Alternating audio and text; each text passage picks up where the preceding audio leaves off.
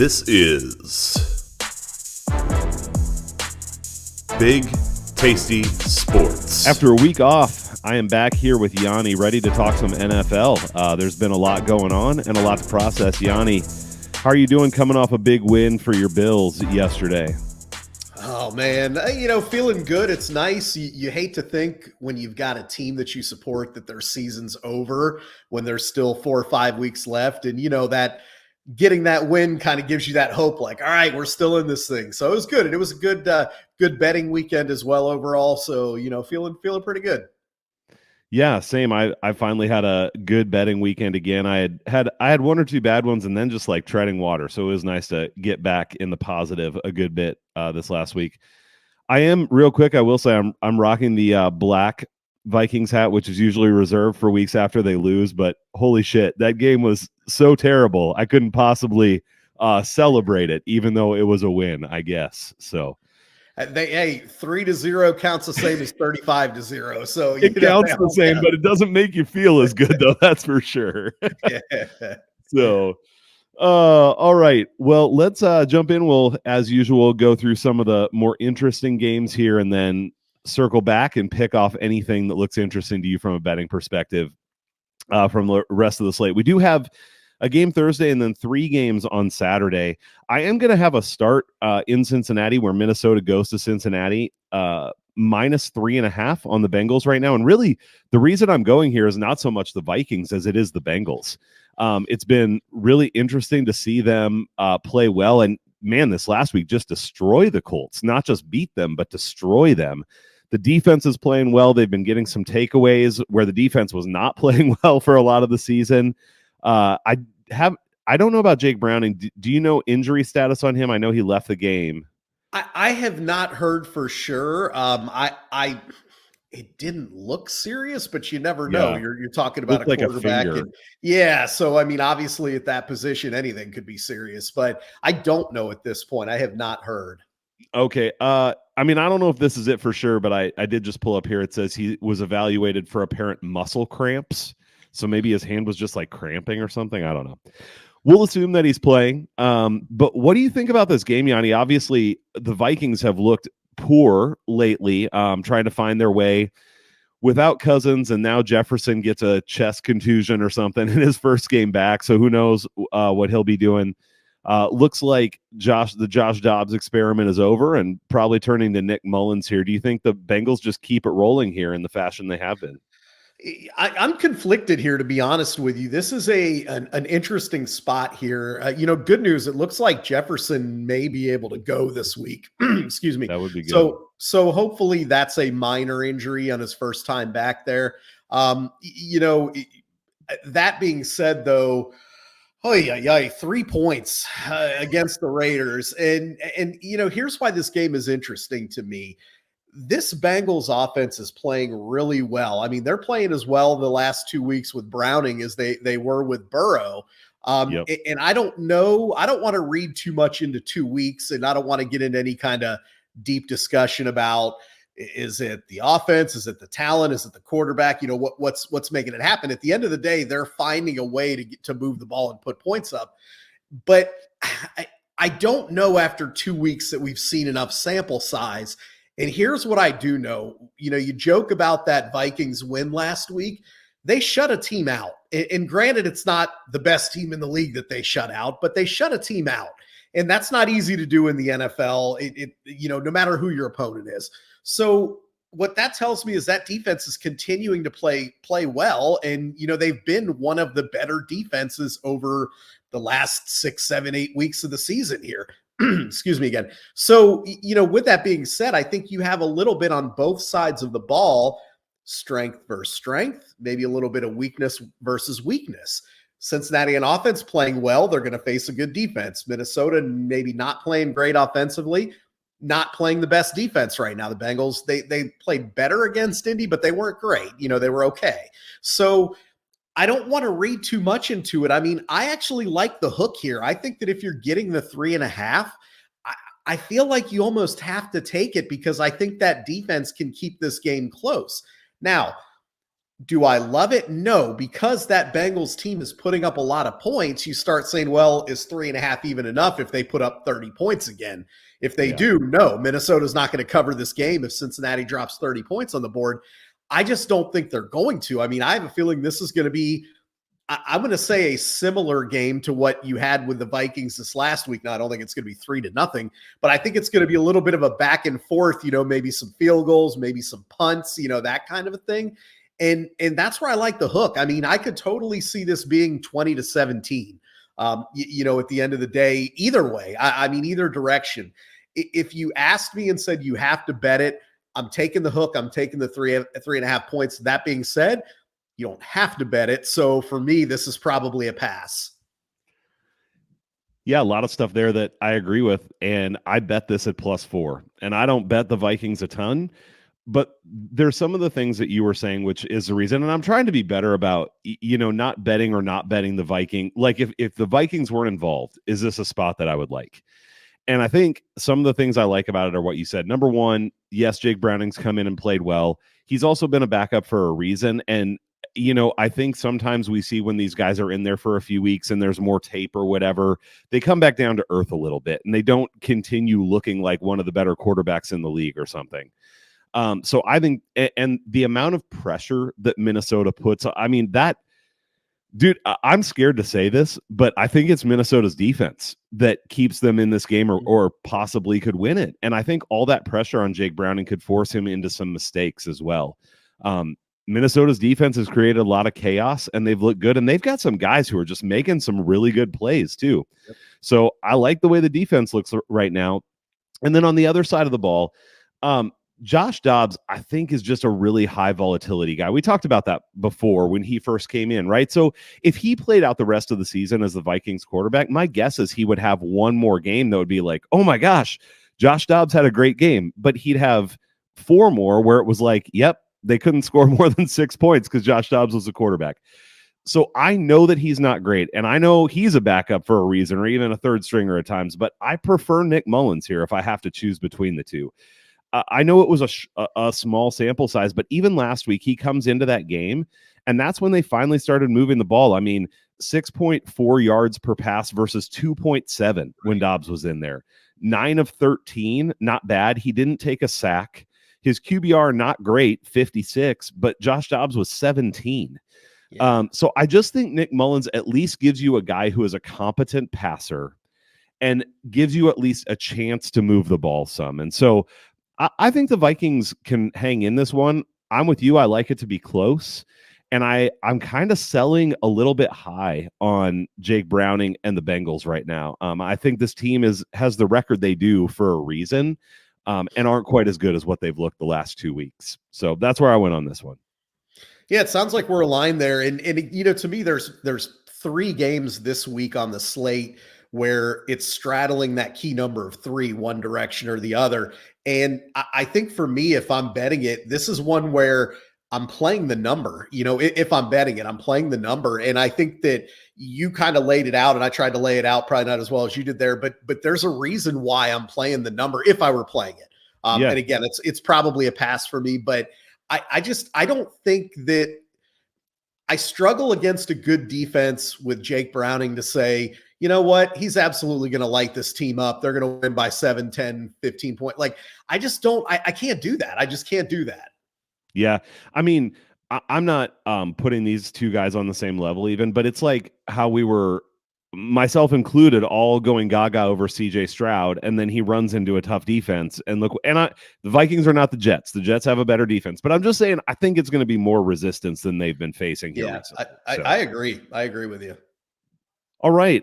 Well, from there, let's move on to the nightcap on Saturday, which is the suddenly hot Denver Broncos going on the road to the suddenly cold Detroit Lions. Detroit is -4.5, so they're decent sized favorite despite recent performance here. Total of 46.5. Yanni, man, there have been some holes here for the Lions lately. I mean, I think they can be a good team, but I think there's a little bit of reason for concern, actually, because we're going on a few weeks now of the defense not playing well, not much pressure. Jared Goff just looking off target even. Do you think Detroit pulls it back together here? And how good is Denver? Does this game stay close, or does Detroit get a blowout? There's definitely a little bit of reason for concern for Detroit, and I think you kind of pointed it out there. But it's also, I don't know that it's panic zone. I think it's just a little bit more of Detroit slotting into the tier that they are. And for a while they were kind of lumped in with Philadelphia and Dallas and San Francisco, and Detroit was kind of lumped in there, like, yeah, maybe the Lions. And I think we're seeing they're just not there, right? They're below that tier. So when you put it in that perspective, for me, the expectation changes a little bit. And then I go to the other direction to Denver and I start saying, okay, gosh, these guys they're finding ways to win. I mean, it's not always pretty, but they find ways to win, and things are going their way. And we talked, I think a week or two, I guess 2 weeks ago, it would have been about turnovers, and, credit to them. They've been getting turnovers. They've been, getting the ball, all that good stuff. But when you watch, they've had so many fortunate bounces. And at some point, and I understand you can't predict fortunate or unfortunate bounces, but at some point you have to look and say, how great is this Denver team on this, nice streak that they're on, versus at some point, where do they run into something that doesn't work out? So I think for me, this is a classic case of I'm selling high on Denver because they're high, and I'm buying low on Detroit because they're low. I think that 3 weeks ago, this would have been a -7 spread, right? I mean, I would have to imagine. And, now you're under that touchdown number. Now you're still over the field goal. So obviously that's a little concerning. But I think that, Denver, as well as they've played as far as a nice, consistent, not turn the ball over type of offense, I think that in this game, Detroit's going to be able to score. And one thing that jumps out here that may or may not surprise, if you're listening here, Denver has the number 2 ranked defense since that blowout against the Dolphins, which is crazy because you give up 70 points. You're like, this is maybe the worst defense in history, right? And now all of a sudden they're the second ranked behind the Ravens over the last, 7 weeks or 8 weeks or whatever it's been. So, but again, I think you start looking at that and it's a buy low, sell high situation here. I think Detroit is able to score on them for a couple reasons. Denver's not great at stopping the run. They're just okay. And they're not good at defending tight ends. Detroit has 2 things that they can do really well offensively. They can run the football and they can get their tight end involved in the game. So even if you want to say, I'm on Ross St. Brown, maybe Surtain will they'll get him locked down on the corner, whatever, that kind of, whatever. I don't think it's going to matter because I think Detroit's going to be able to run the ball on them. They'll get Laporta involved. They'll get some of these other guys involved in the passing game. And I think they're going to score a lot of points. And as a result, Denver's going to have to try to keep up.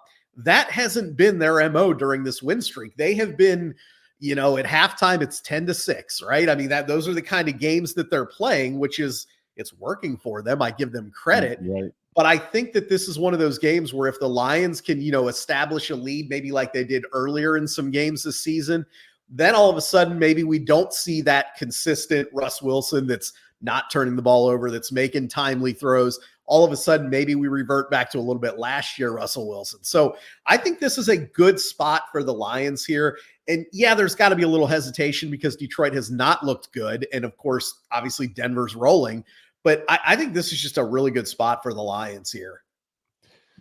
All right. I can see it. I think that the 2 things I think on this game, one is what I said, kind of opening it up there, that I am a little bit concerned about the Lions. And I think what you said puts it into a good context, that maybe it's not so much being concerned as reminding ourselves what kind of team this is, which is a team that should win their division, a team that could give anybody a game, but not one of those top tier teams in the NFC. I'm also concerned about how many mistakes Jared Goff has been making. I mean, just the eye test too. It's not just interceptions or fumbles, which he's had those, but and he makes some great throws too. I mean, man, there was one where he fitted into Laporta. I mean, there was like no room at all. It was a phenomenal throw. But then he'll have a throw later where a guy's wide open and he misses him by 1.5 yards. And it's just like, man, what is going on in his head? So I'm a little concerned about Goff, but if they can get the run game going, which you alluded to against Denver, I think that helps Goff a ton. Because then you can run play action. He's probably going to get more time. Guys can get open. He can start maybe getting the passing game going again. And I do agree with you about the Broncos. They've performed admirably, and that was one of my bets from last week against the Chargers, but that's because the Chargers suck now too. But what you said about turnovers for them, I was just looking back, and on this, they haven't won every game. They lost one, but this streak where they've won most games, the number of takeaways they've had, just one in the first, but then 5, 4, 3, 3, and then 2 last week. I mean, you just can't keep doing that forever. So, and like you said, can't predict it. Could it happen again this week? Yes, it could. Goff's been giving it away some, but I think after hearing you talk about it, it does make sense that it's a good spot. This is one for me, maybe like you were on the last one, where I'm not sure I'll bet it, just because I feel a little concerned about the Lions, but I definitely see the case for it, and do think we're at the point where Denver's getting a little overhyped now too. So yeah, like I said, I think a few weeks ago this spread would have been drastically different. So Yeah. and I mean, I can understand why. Denver at the time was still and the Lions were playing better football then, so I get it. But one other thing too, you mentioned Goff, and that offensive line for the Lions, which is arguably a top 3 line when healthy in the league. They haven't played great the last couple weeks. Goff has been under more pressure. They haven't run the ball quite as well. And they've had some injuries that, we didn't really talk about there, but I do think it looks like Frank Ragnow will be back next week, so obviously having his center back there. And I think we all know, for as well as Jared Goff plays, he's got to be in a good situation. He's got to be protected. He's got to have time to throw. And, I think we saw maybe a little bit of that, is that you mentioned that eye test, is maybe he didn't look comfortable. Maybe he was turning the ball over because, hey, my tackle's out, my center's out, these guys are in my face. And not to say that all of a sudden they're going to miraculously just bow up and provide a perfect pocket, but getting your center back, playing against a team that's been up and down rushing the passer in Denver. They've had some good games with that. They've had some other games where they haven't gotten pressure. I think this is a chance for the Lions to kind of reestablish that line toughness that they have here. And again, I think, like you said, if they can do that and run the ball, all of a sudden, I think we could see that Jared Goff we saw earlier in the season that was lighting it up and throwing 3 touchdowns and no picks in games, Yeah, and if they could get a turnaround, one last thing I'll say is we're seeing this with all the. I agree they're not in that top tier, but we're seeing this with all the good teams that they go through a tough stretch, right? The 49ers did before their bye, where they were turning the ball over. They lost a few games. The Eagles are going through it right now, and we might talk about them. People want to jump off now, because they're struggling. But the Cowboys went through it. I mean, these good teams do go through rough patches too, and it doesn't mean they don't get it back together. So sure. All right, let's move on to another NFC North team that has been really looking pretty good lately, and that's the Chicago Bears. They're going into Cleveland, and the line, this is one of those that is between 3 and 3.5 right now. Totals sitting around 38.5. What do you make of this one, Yanni? I'll tell you what, this is, in my opinion, the hardest game of the weekend to cap. I really believe, I tried to dig in a little bit here earlier today, and you could sell me either direction here. So let me just put that on record right now and say I don't think that I can bet this game, because I can make an argument both ways on why each side is correct here. And to me, there's no edge personally. Now, someone may find something that I haven't found yet that whatever. But for right now, here's what I would say. Right now, and I've been the biggest Justin Fields critic on earth. That. Right now, I would not want to play the Chicago Bears team. I absolutely would not. That getting their secondary healthy and adding Montez Sweat has made a huge difference for this defense. Teams were destroying this defense early in the year. And, you're like, oh, well, maybe it's the Bears. They just stink, right? Well, when any team is missing 3/4 of their secondary and you're not getting good pressure and you've got, rookies playing, I mean, you're going to have that. Like, I don't care who you are. So now all of a sudden the secondary is healthy. And oh, by the way, they have some decent players in that secondary. I mean, they're not bad players. They've got some good players there. Having Montez Sweat on the opposite side there with Ngakoue, all of a sudden now you've got a pass rush. So this defense, I mentioned Denver, The Bears defense the last 6 weeks has been really, really good, last 5 weeks. So, all of a sudden it's like this defense, which you looked at and you're like, oh, anybody can run over them. No, that's not the case. They're good against the run. Now they're better against the pass. So it's like, wow, okay, maybe we're not going to drop 30 on the Bears anymore. Then you flip it over to the other side and you've got Fields coming back from that injury and he's playing good football. And I mean, again, am I sold on the guy? No. Do I think that you're going to win a Super Bowl with the guy? No. But his threat of the run is so much more than any other quarterback in the league. That includes Lamar Jackson, Jalen Hurts. I don't care who you want to put in that conversation. He flat out can run. And as a result, he has receivers open more than probably any quarterback in the league. So even if he doesn't read defenses well, even if he's not the most accurate, whatever. I mean, I saw Cole Kmet with nobody within 10 yards of him yesterday because they were worried about Fields scrambling out. And, I just think that at this point, they're playing really well. And I think they could beat any team in the league in this right now. Now, would they be favored against San Francisco? No. Would I expect them to win? No. If they beat San Francisco, would I be like, oh my God, I can't believe that happened? No, I think they could beat anybody right now. So with that being said, here's why I'm not backing them, or I'm not sold on backing them, even potentially with the hook here. The Browns at home are ridiculously good. They are probably the most variant team home and road in the entire league. I mean, maybe we'll see with the Cowboys when they play a couple tough road games, because obviously we know how good they are at home. But I mean, at home, that Cleveland defense is phenomenal. And, with that being said, it's like, okay, we talked about Justin Fields. Can he do that against a really good defense on the road there?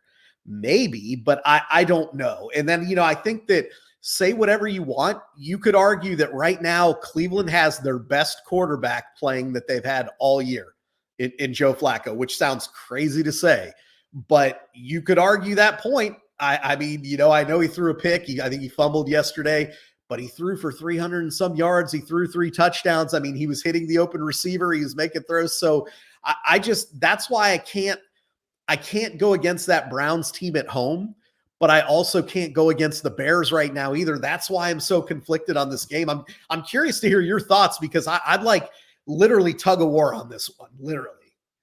Yanni, it's funny. We are so much on the same page on this game, because what I was going to say is I think about one side and I convince myself that I would bet on them. But then I think about the other side and I'm like, wait, I don't really want to bet against them.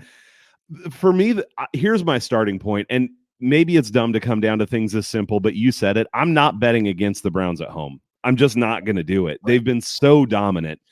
And I do think that we've seen Fields be errant before. And if they can keep him, that escapability, I mean, you talked about him running, his escapability is insane. Man, I don't remember the play, but he got away from Hutchison and made it through like 4 guys and ran for 20 some yards. Like you're right. There's nobody else who runs like that. So that's a really hard thing to cap. But if they can stay disciplined, there were plenty of opportunities for Detroit to get to Fields. It's just that he got away.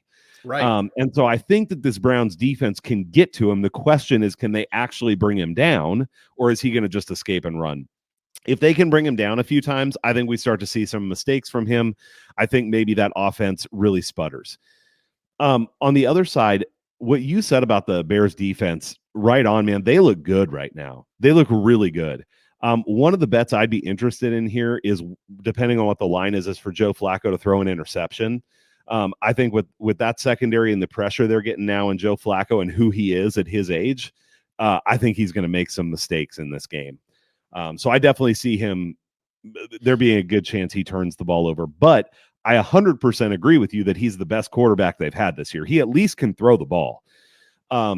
So I kind of like the under here. I think Cleveland's allowing something like 10.7 points a game or something like that at home. And so, and with the way this Bears defense has been playing, I know that the total is low, 38.5 right now, but that's probably the play I like the most in this game. And if we play this, like if you were forced to bet it, if I was forced to bet it, I would bet Cleveland at -3. At home, they've just been so good. And I believe in them more than I believe in the Bears, even though I think the Bears are improving and have been really good lately.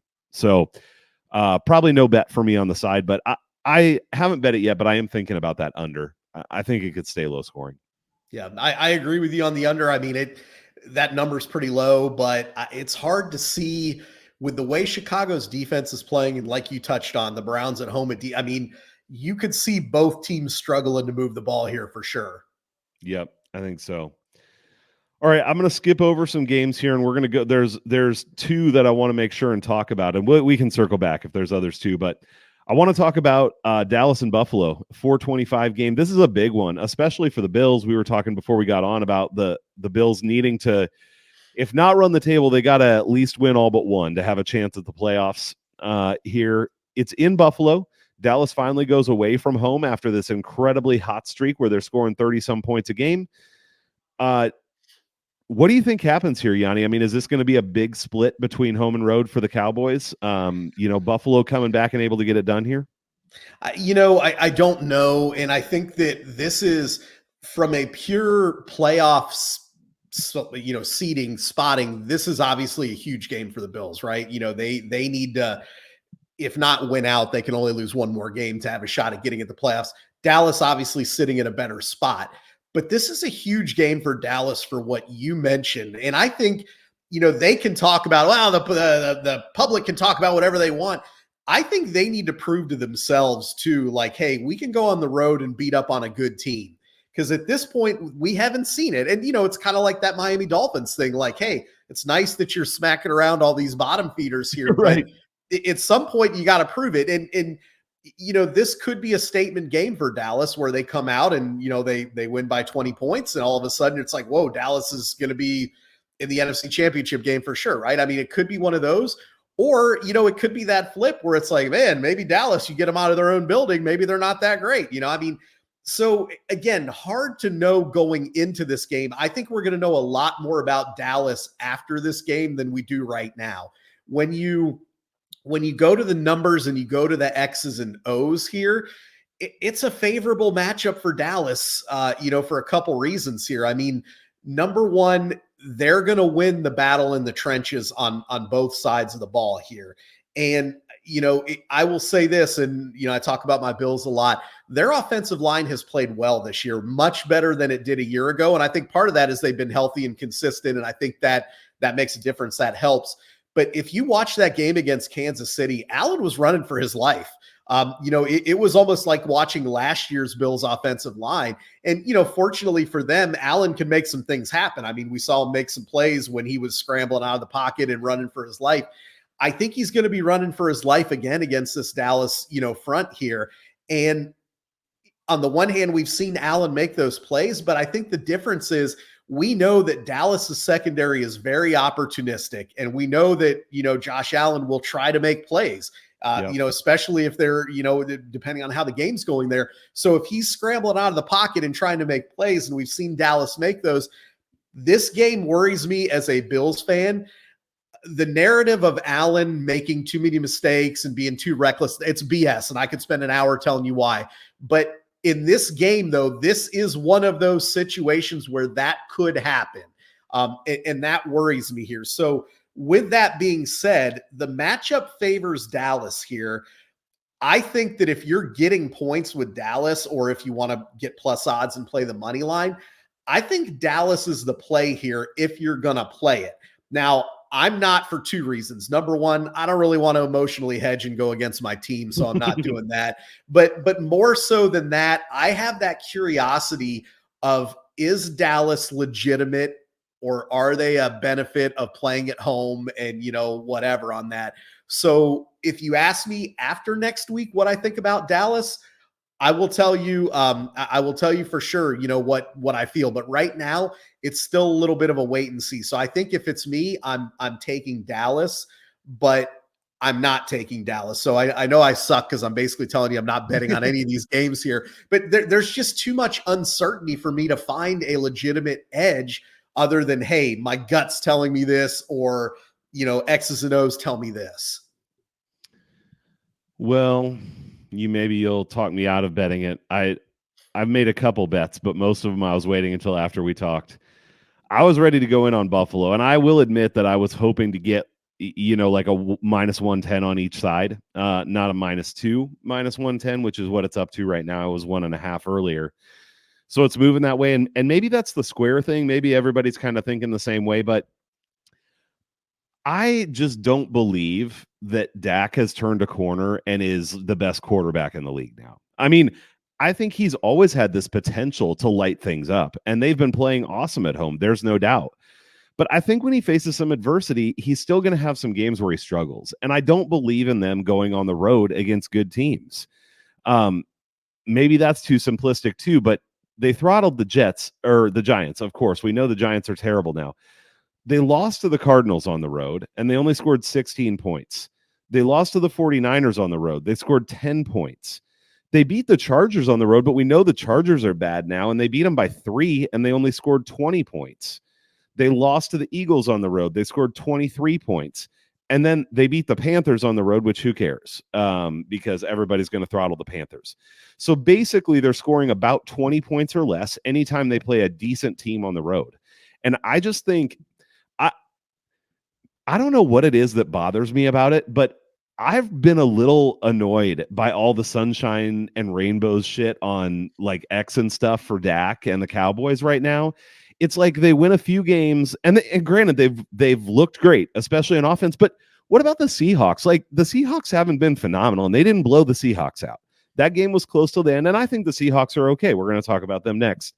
But like, I just don't think Dallas is the dominant team that people are saying they are. I still don't think they're as good as the 49ers for sure. And I actually still think the Eagles are better than they are. And I know that the Eagles just got destroyed by them. And maybe I'll be proven wrong on that. I think that one, you talked about this being a big game for the Cowboys. I think it's big because I think the Cowboys need to win this division. If they want to make it to the Super Bowl, they need to get home field advantage for as long as they can have it.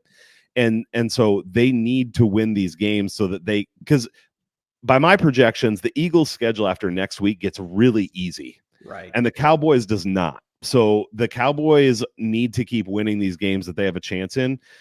But I think the Bills, Bills are pulling something together here. I thought that their defensive line looked better against the Chiefs. I thought their offensive production looked pretty decent, especially if they don't drop passes. James Cook looked good in that game. I thought so. I like the Bills here, and I'm still thinking about betting them because I really don't think that the Cowboys are as good as everybody is thinking they are right now, especially away from home, especially up in Buffalo. So that's where I'm on this one, and maybe I'll come back next week and say I'm an idiot. The Cowboys are awesome, but no, I mean, first of all, I hope you're right. Obviously, as a fan, I hope you're right. But here's the other thing that that I think is interesting to point out. The Bills, for whatever you want to say about them, they don't get blown out. They just don't. They're, no matter who they're playing, they're in the game. So, you start looking at a team like Dallas. Sure, when you're winning, when you get up 23-7, and it's like you're playing loose, you're having fun, your defense is pinning their ears back and trying to get after the quarterback. If it's a tight game, how do they respond? Are they still playing loose and CeeDee Lamb's laughing and they're all high-fiving? Or is it like, oh crap, we're in a dogfight and I better not throw an interception? And, so I think that's a valid point there when you say that. And you're right too. I think that any chance for Dallas, not any chance, but I think the main shot that Dallas has to get to the Super Bowl has to run through Dallas. Because you're right. I think if they have to go on the road, it's going to be different. Now, again, if they come into Buffalo and beat the tar out of them, then, we'll have a different conversation 7 days from now. But I think you're right on that aspect, though. And I hope you're right on that projection. And I mean, absolutely. I think when you have a spread that's at 2 points, give or take, I mean, it's probably going to be a close game, most likely. Yeah. So, you can look at that. And of course, you're under that field goal number. So if you like the home team, if you like the favorite, I mean, it's like, yeah, go ahead and pull the trigger on that. Yeah, I think I might do it. I've been wrong plenty of times, Yanni. So if I'm wrong one more, it happens.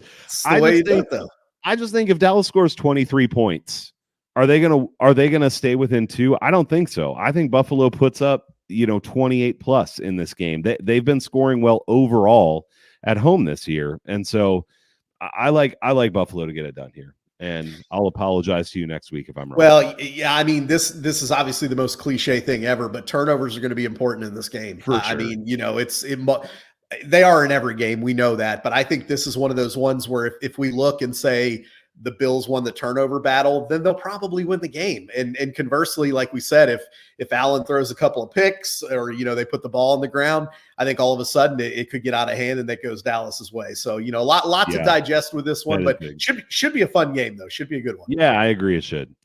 All right, let's go to Monday night, and then we'll quick go back and see if there's anything else you like. But Philly goes to Seattle. We've talked about both of these teams just a little bit. What do you think happens here with two teams that really are reeling a bit, at least right now?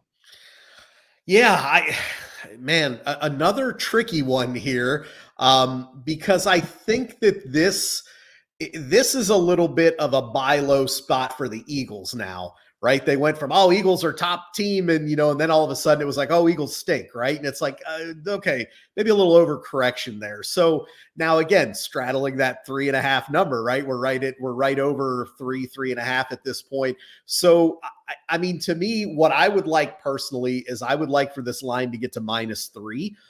At which time I would like to back the Eagles. I do not want to back them at 3.5, to be honest with you. I think that hook, again, I anticipate this being a pretty close game. Seattle at home, you mentioned they gave Dallas a good run. They even kind of hung in with the Niners a little bit yesterday. I mean, I don't know if they were ever necessarily a threat to win the game, but they also weren't getting embarrassed either. I mean, they were competitive, I guess you'd say. So you're looking at that and saying Seattle needs a win, but I think Philly needs a win too. And I think that even though Seattle's a quality football team, this is a little bit of a breather for the Eagles, because when you've gone KC, Buffalo, Dallas, all of a sudden you're like, whoo, we get Seattle, and not that Seattle is a bad team, because they're not. And I don't think Philly's going to underestimate them, but going against Drew Lock or Geno Smith is a little different than going against Dak in his building, Josh Allen, Patrick Mahomes. I mean, it's a little different beast. So I like the Eagles here, even on the road. I think this is a good bounce back spot for them, but I really want to see if this number can get to 3. Even with a little extra juice, I wouldn't mind going to 3 here, but I don't want to play it with the hook, because I could easily see Philly winning this game by a field goal. I haven't bet it, but I'm on the other side on this one. And I think Philadelphia is good. I think that they're still going to win the division, but I think rock bottom for them is going to Seattle and losing this weekend, or on Monday night. Seattle actually, despite the losing streak, has been relatively impressive to me. The fact that they went in and gave Dallas the game they gave them at home, and then, to your point, hung around with the 49ers with Drew Lock playing quarterback, which, he can throw the ball, but he doesn't always throw it to the right people. I actually am impressed with what they've done. And I think that in Seattle, this is going to be a tough spot off of a difficult loss in Dallas to turn around and have to travel to Seattle and then play a game in that stadium on a Monday night. So I think Philadelphia is the better of these two teams. I just like the situation for Seattle, and I think that Seattle has to be getting pretty desperate here too. Their schedule gets a lot easier after this week with Philadelphia, but if they want to hold off the Rams for a wild card spot, even they can only afford to lose one more game, really. And granted, motivation doesn't truly matter so much. I mean, just because one team could be motivated doesn't mean they win. And Philadelphia should be motivated too. They obviously want to win the division. They want to be able to get the 1 seed if possible, though that's, up in the air a little bit at this point. We'll see what San Francisco does the rest of the way. So it's not something I've bet, but I do like Seattle in this game, and have thought about, I lost the 4, which is disappointing. I should have bet it at 4. Now it's at 3.5. -105. I mean, you still got the hook. It's true. Yeah. So, I mean, if you like that side, I would still bet it. Now, I'm on the other side, so I'm waiting to see if this would move to 3, which I don't know that it will, but it might. I mean, I could certainly see people being down on the Eagles a little bit here. If it gets to 3, I'll probably roll the dice with the Eagles here, but if it doesn't, I'll probably wait. And you're right. It's tough to cap this one too, because this is a really, important game for both teams, and I think they're both coming off a tough stretch of tough losses, tough opponents. And, they're kind of two mirroring similar teams right now heading into this game. Yeah, I agree. Yeah. Yeah, I think it's easy to be down on both of them right now. Yeah, for sure. So, all right, Yanni. Well, let's swing back through the slate. Is there anything else that stuck out to you? Just games you like or betting spots that you like for this week? Yeah, I'll tell you a bet that I really like this week is I like the Baltimore Ravens team total against the Jacksonville Jaguars. I think the Ravens are probably going to win. I think the Jags are reeling a little bit. I won't break down that entire game, but I think that Christian Kirk injury is big. I think, the Jags just don't look dominant. And I'm very nervous about my Jags futures and division futures that I have because they, I think they just don't look great. But what really looks bad is that defense. Early in the year, their defense was playing well. They were stopping the run. And they weren't great against the pass, but one of the things they were doing is they were creating turnovers at the beginning of the year. We talk about, they haven't been getting the turnovers as much. So all of a sudden now you're seeing a weakness here. But I was able to get Baltimore over 23.5 team total here. And I just think with the way that Jags defense is playing right now, that's an absolute gift. I mean, their Jags are giving up 30 to everybody at this point. And I realize they're at home, but I think that, this is a game where even if Baltimore, they make mistakes sometimes, right? They drop passes, they put the ball on the ground, whatever. Even if they don't cover this game, I find it hard to believe they don't get to 24 points. So, that I like that better than the spread here, but I really like them in this spot putting up some points. So I would say that's probably my favorite spot that I found here that, they're going to get to 24 points in my opinion. I really like that. Beyond that, I fell a half of a point short this week, but I'll probably go back to the well with the 49ers team total. They should have went over it this week. I mean, they fumbled. Brandon Ayuk fumbles the ball on the 15-yard line. I mean, they would have kicked a field goal or scored a touchdown and gone over. But I'll probably go back to the well on that because that number, I mean, they're going to put 30 points up. You know what I mean? Like they just do. And if they don't, I'll take the L like I did this week and know that I was still probably on the right side, even though I lost, So I'll probably go back to the well with that. And then the other thing that I actually like this week is I like where was it here? I had it circled. The Green Bay Packers. This line could fluctuate based on what happens right now. We're recording this right before the Monday night game, with the Giants here. If this gets to 3, so if for whatever reason the Packers don't look good or this number gets to 3, I like him at home in this spot. And I know Tampa is that feisty team where, Mayfield makes these plays and they hang around and they get an interception. But I think Green Bay is trending upwards. And if we see now, the flip side is we could see a good game from Jordan Love tonight, and this could go to 4 or more, as you get here. But I just think that at this point, you've got a Tampa team on the road that's kind of due for and then I think we're going to see Green Bay, if Jordan Love looks good again, playing at home, they're looking good. So I like potentially Green Bay in that spot, if it gets to 3 especially. I don't like it when you say nice things about the Packers, Yanni. I know. I look, and I'm surprised, man. I am surprised. I did not. Too. I thought that at the end of this season, we'd be like, man, the Packers are a train wreck. And that's not the case. I mean, at this point, we're going to learn over the next 5 weeks if Jordan Love is a guy. I mean, or not. I mean, we're going to find out over the next 5 weeks. And it sure as heck looks like he might be the guy. So I don't know. Unfortunately, so.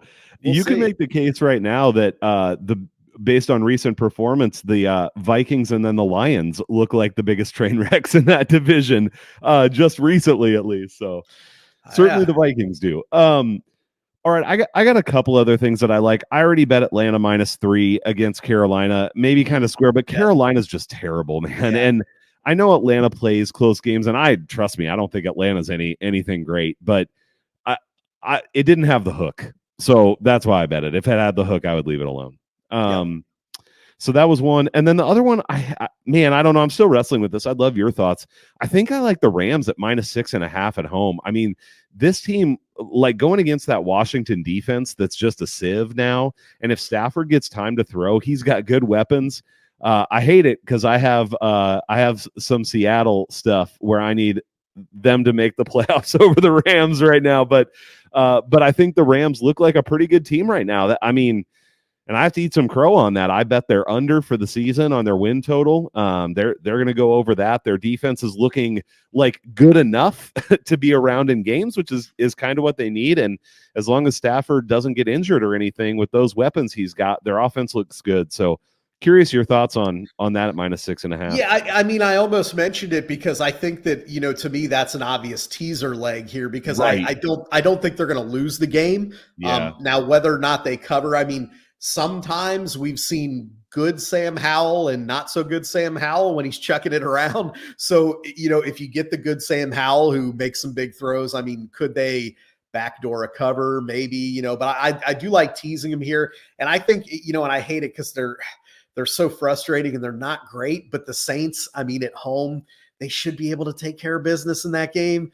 So, I say should because, God, I have no confidence in that New Orleans team. But I think if you're looking for a teaser leg with the Rams, going back to your initial thought there, I mean, that to me is an obvious teaser leg. And I did see that as well. I think that you're right. I think that as long as Stafford's healthy in that offense there, they're gonna play. I mean, we saw it. I mean, they gave the Ravens all they wanted the other day. Yeah, I mean, they could have won that game. I felt like they were more deserving, even. Not that it doesn't count for anything, but I felt like they were. They easily could have won, and you could make the argument they should have won that game. Yeah, for sure. Yeah. For sure. I also agree the Saints should get it done. I have made a rule, though, a hard and fast rule that I am never allowed to bet on the Saints. So, well, it's crazy because I was going to bet on them this last week because like you said, it's Carolina, right? Like, right. I didn't. And of course, they won covered. So of course, you're kicking yourself. But when I started looking yesterday a little bit like deeper into, some of the statistics and all that, yeah, they won and they won fairly easily, but they still didn't, like, you look at some of the numbers in that and it's ugly. It was like, Carr had freaking 57 yards in the fourth quarter passing, it's like, and I mean, I understand they did what they had to do. They took care of a bad team at home, which is why you would bet on them in a situation like that. But it's still, like I said, it's like, how do you trust them though? It's like, at some point, come on. But I do think, at home against a not great team, they should be able to get They should. They absolutely should. But all right, man, Yanni, it's been fun to talk through the NFL slate again. Thanks for jumping on. And I will say too, man, you've been crushing it content wise with DFS, with props, with bets. All of it has been gold lately. So if you are not following at Yanni_bet, at the Bet Crushers, make sure you do it so you can get all those articles and plays that come out on X throughout the week. Thanks for jumping on, man. Let's have another good NFL week. It was fun, man. I appreciate you having me. Take care. See ya.